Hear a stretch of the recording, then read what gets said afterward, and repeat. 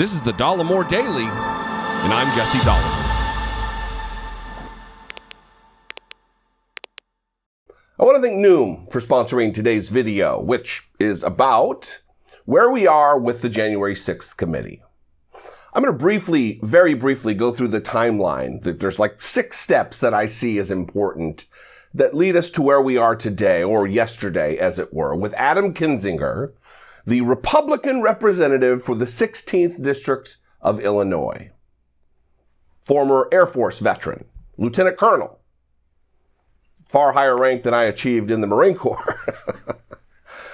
He has been appointed. He is the second Republican appointed by the Democratic Speaker of the House, Nancy Pelosi, because she is so dedicated to get to the truth that she's willing to put members of the opposite party on the committee. Before I get to that, though, let me talk about today's sponsor, Noom. Here at the Dollemore Daily, my goal is to get to the why that's living at the heart of action and decision. I often spend so much time scrutinizing the words and deeds of those in the news that I forget to scrutinize my own. This means that sometimes I defer the exercise I planned on doing, or I have that extra serving at a meal that I really shouldn't. In hopes of getting at the why behind my own behaviors, for the last couple of months I've been using Noom.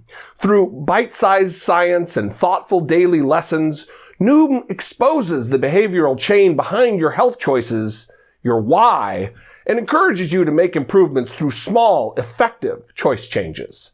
Join me by taking your free 30-second Noom quiz today using this unique link that supports the channel.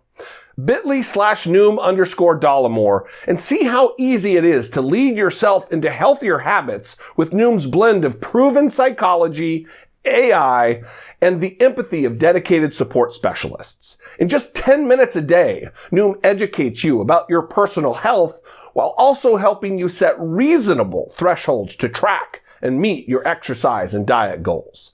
And don't worry, Noom won't scream at you like some kind of fitness instructor if you miss a workout, or guilt trip you if you overdo a meal.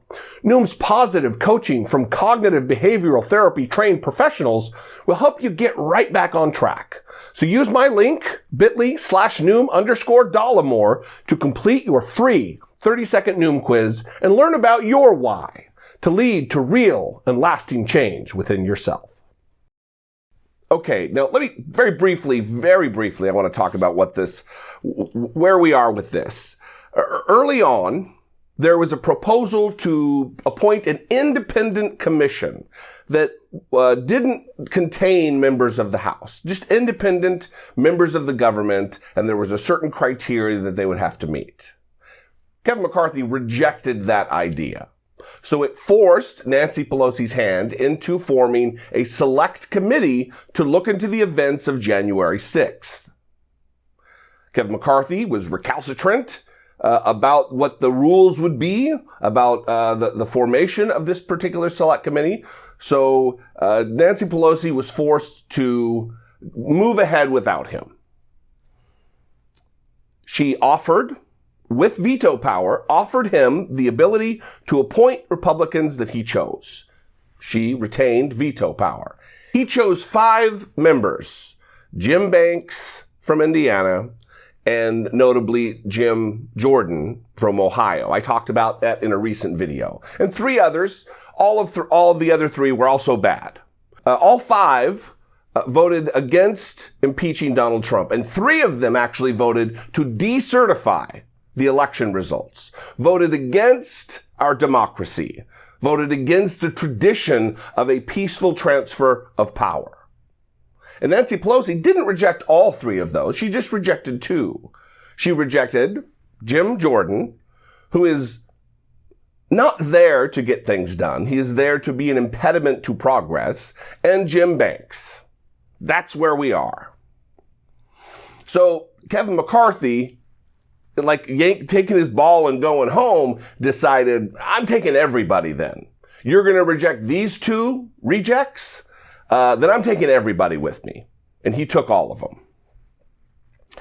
That is where we are. And then yesterday, Nancy Pelosi named Adam Kinzinger in addition to Liz Cheney, to the committee. Now, before I get going here talking about some of this stuff, I want to remind everybody where Kevin McCarthy was very shortly after January 6th, after the insurrection took place, when he said that Donald Trump bears responsibility for what took place. That doesn't mean the president is free from fault. The president bears responsibility for Wednesday's attack on Congress by mob rioters. He should have immediately denounced the mob when he saw what was unfolding. These facts require immediate action by President Trump. Accept his share of responsibility, quell the brewing unrest, and ensure President-elect Biden is able to successfully begin his term. And the president's immediate action also deserves congressional action, which is why I think a fact-finding commission and a censure resolution would be prudent. Unfortunately, that is not where we are today. Truly, this past week was one of the most difficult for Congress and our nation. Of all the days here, last Wednesday was the worst day I've ever seen in Congress. Our country is deeply hurt. So Kevin McCarthy is a liar. Kevin McCarthy is just someone who runs to Fox News to spew his filth while not telling the truth. Because if what he said there is the truth, one, he believes Donald Trump bears responsibility for what took place and needs to own what his responsibility is. And two, wants a fact-finding commission.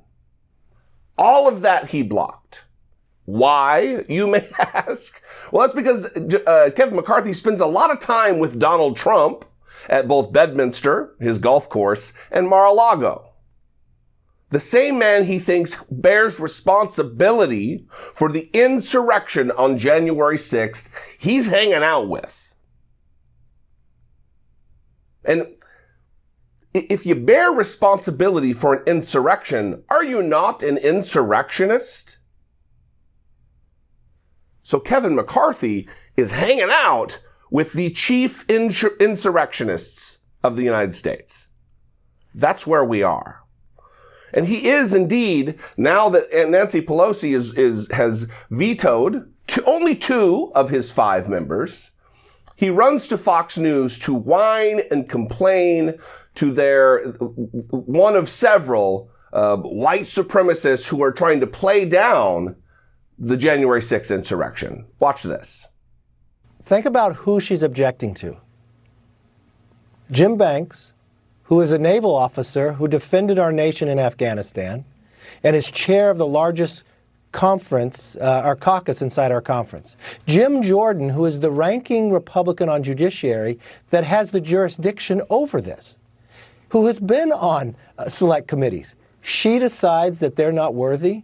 Never in the history of Congress and the Select Committee, I checked with the historian, has this ever taken place. A few things. One, Jim Jordan and Jim Banks both voted to overturn the election results of this past presidential election.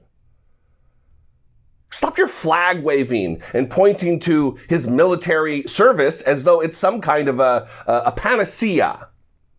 When you vote to go against democracy, you are no longer, you don't get the cred for having worn a uniform.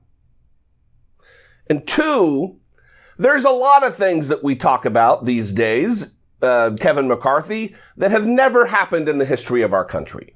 We've never had the United States Capitol attacked en masse by a group of rabid Trump-supporting insurrectionists. There's never been a need for a House Select Committee to investigate such an incident. We've never had a United States president stand merely hundreds of feet from the Capitol saying, let's march up there and tell them how wrong they are. We've never had that. So enough with the, I checked with the historian.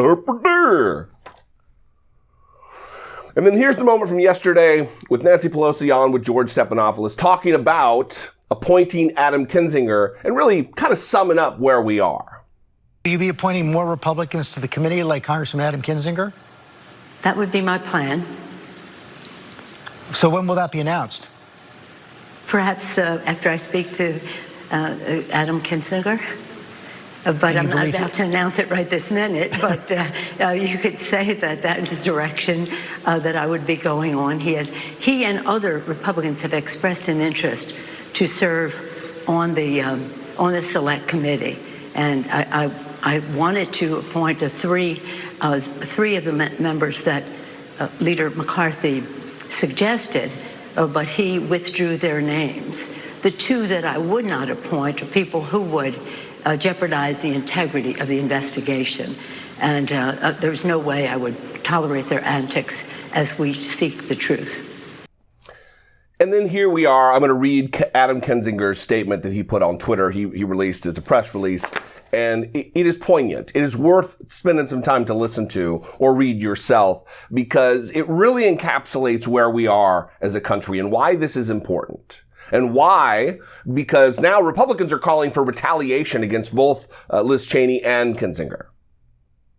They want to punish them for wanting to seek the truth. Because the Republican Party is no longer the party of truth. I don't know that it ever was. I mean, shortly after Lincoln, it is the party of obstinance. It is the party of regressive politics, of regression socially, regression societally. It is the party of insurrection. It is the party of Donald Trump. So I'm going to read this statement. It is good. And hats off to Adam Kinzinger, who I'm